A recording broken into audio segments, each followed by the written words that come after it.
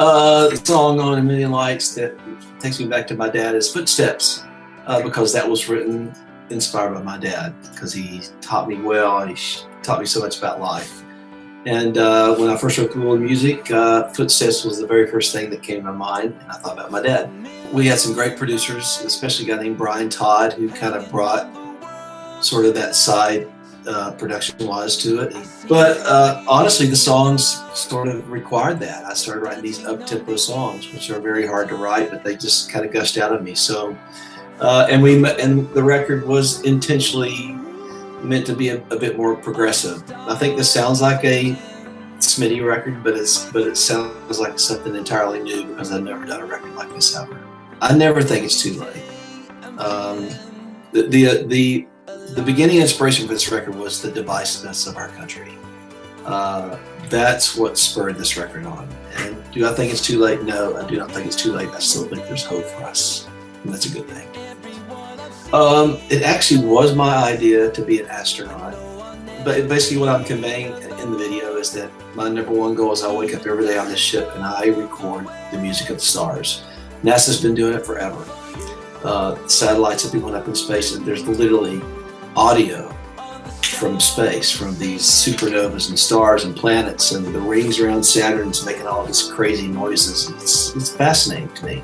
So that was the inspiration for the video. Lyrics takes a while just to really craft a good lyric. Like A Million Lights, I wrote in 3-4 minutes the melody. That came pretty quick. Love Always Wins was quick. Revolution, I wrote in 3 or 4 minutes the music. Actually, a lot of the music is written pretty quick. All my favorite songs that I've written musically have all been written in less than 5 minutes. Hopeful. Push-ups if you can't do it. Yeah. Hopeful. I hate to say encouraging. I don't know what else to say besides encouraging. And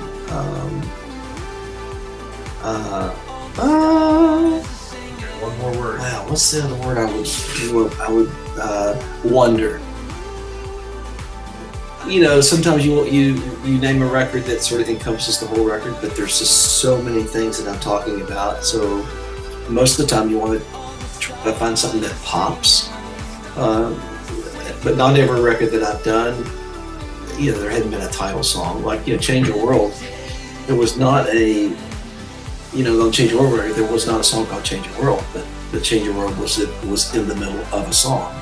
But the more and more we thought about, when I wrote A Million Lights, we kind of knew from the beginning that this would probably be called A Million Lights. Just some pop records. I was actually a fan of a couple of the last Coldplay records. Some band from Scotland I listen to every once in a while. Biffy Clyro, believe it or not, very musical. And then I'm still just a huge Car Park North fan, a band from Denmark. When I make a record and write songs, I don't listen to something and just try to go duplicate it because I need something original. So, but we're all inspired by something. And still to this day, John Williams is still my biggest musical influence. So I'm sure John Williams had something to do with it. Who You Are, that was the last song.